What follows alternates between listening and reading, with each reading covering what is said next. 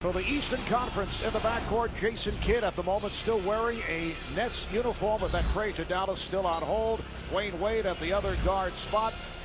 Up front, Bosh of Toronto starting for the injured Kevin Garnett. The other East starters, LeBron James, and playing without his Superman cape tonight, Dwight Howard, who won last night's slam dunk competition with a dazzling performance.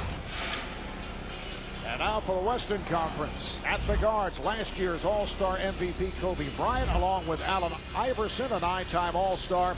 On the front line, Tim Duncan in his 10th All-Star game. Carmelo Anthony making his first All-Star start. And Yao Ming of the red-hot Houston Rockets. LeBron James trying to use the pick. Went to the look-away pass, and it's picked off by Tim Duncan. This is always the challenging part of an All-Star game because you really don't get a proper time to warm up because the introductions are so long. Well, Dwyane Wade getting ahead of the field for the first basket of the night. One-on-one move by Iverson going at Kidd and gives it up. Here is Duncan. And back comes LeBron James. Leads Dwight Howard and he puts it down. Woo, shades of last night. How about the young guy Dwight Howard last night, the show that he put on in the slam dunk competition? Well, I'm just glad he finally brought back creativity to the dunk contest. It got stale for a little bit, but those were some unbelievable dunks by all the participants. And Howard with the rejection of the 7'6" Yao Ming. He could beat that trailer down on the break. That's the first field goal for the West. And now Steve Nash coming on for Kobe Bryant. Kidd trying to look away that was deflected, recovered by Howard, trying to get it inside. Here's Kidd with the lob. Kidd fighting LeBron James. And James with the outlet. And laying for Dwyane Wade. How about Dwyane Wade? I mean, there's a champion 2 years ago in Miami who comes in here with the Miami Heat. They've lost 24 of their last 25 games. That's sort of incomprehensible that that could happen. Well, it's tough because he's playing in the Western or in the Eastern Conference.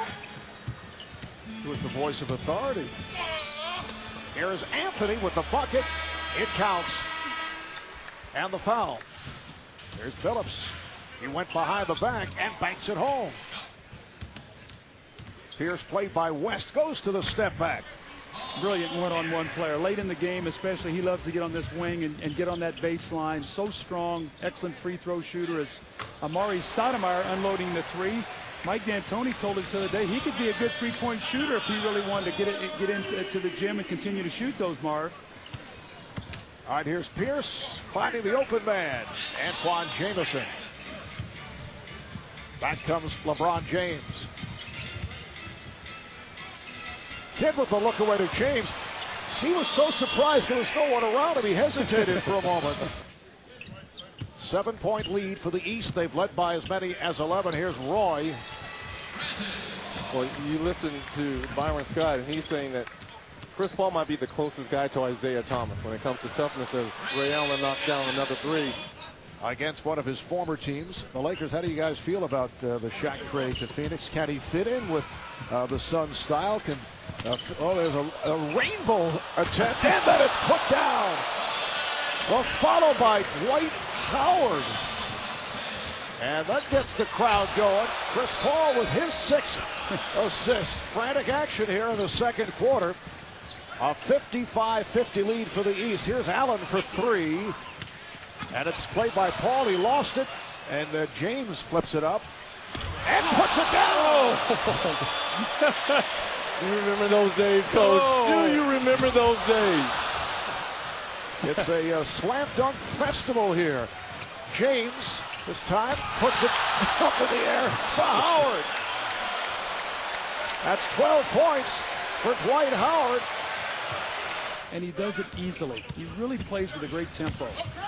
Brandon Roy in his first ever All-Star game as Boozer is able to score to cut it back to 7. Well, he plays under control because he stayed in school for 4 years. He was well coached. He understands the games, the fundamentals. He knows how to play with other players. No knock on the younger players, but he's been in a system where he was well coached at a young age. Beautiful backdoor pass. Wade able to combine with Hamilton. And that pass from James picked off. Here's Anthony. The West within 6. Carmelo Anthony has 14 points. You know, it was kind of interesting listening to Dwight Howard talk to Craig Sager right before half, saying they have to run with the West. And we know the West has so many athletic runners with Steve Nash as Dwight Howard with yet another dunk. Hate to leave the court, leads the NBA in minutes played. James, oh, what a move. You know how hard that shot was? I mean, he drifted 7 feet in the air from where he caught that ball, and has such great leg streets, he was able to square his shoulders to the basket. What a shot.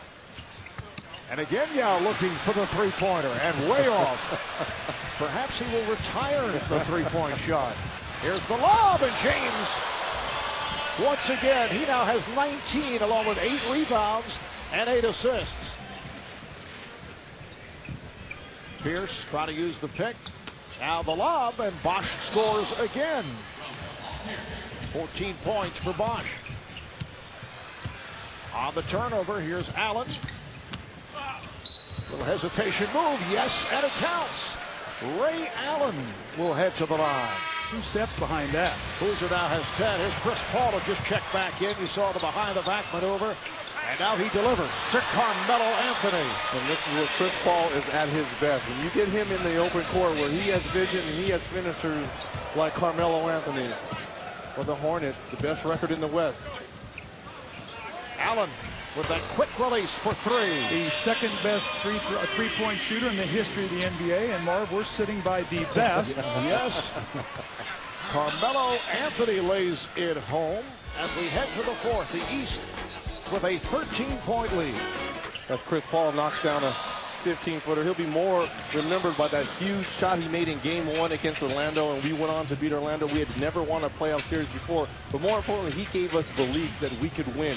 You know, he brought championship experience, 3 rings, so that's why the Pacers, during the 90s, the success we had, a lot as LeBron James knocked down a shot. That is why we went to another level, was because of Byron Scott. Yeah, and I had a chance to coach him at Arizona State for a year, and I just enjoyed my time with him. He was a hard worker, always came out every day to get better. And he and I played the same position, so we really worked on being a 2-guard, and he was fabulous in the NBA. Nice fadeaway by Amari Stoudemire. Nowitzki played tight by James. Stoudemire with the stuff, a facial served up on, yes, Superman. Dwight Howard with a little sheepish smile on his face right now. See if he wants to roll back down in the post. Oh, I think he does. And in the post, Stoudemire defending on Howard. The rebound comes to Roy. 9.5 remaining in this 4th quarter. Here's Paul with the shovel pass. A beautiful move by Chris Paul to set up Carlos Boozer. Tim Duncan has come on for Carlos Boozer. Been playing very well. Nice move by Paul. Boozer leads with 14 and 10. And here's the West within 5. Here is Duncan giving it up. Stoudemire again. With Dwight Howard in the area. Are you trying to, like, come up with a WWF between Dwight Howard and Amari Stoudemire? It's a 10-0 run, stopped by that long-range jumper by LeBron James. It's a 2. He had a foot on the line. Now look how big this lineup is now for the West. Amari Stoudemire playing small forward with Duncan and Nowitzki. And here's Dirk for 3. Now it's going to be fun.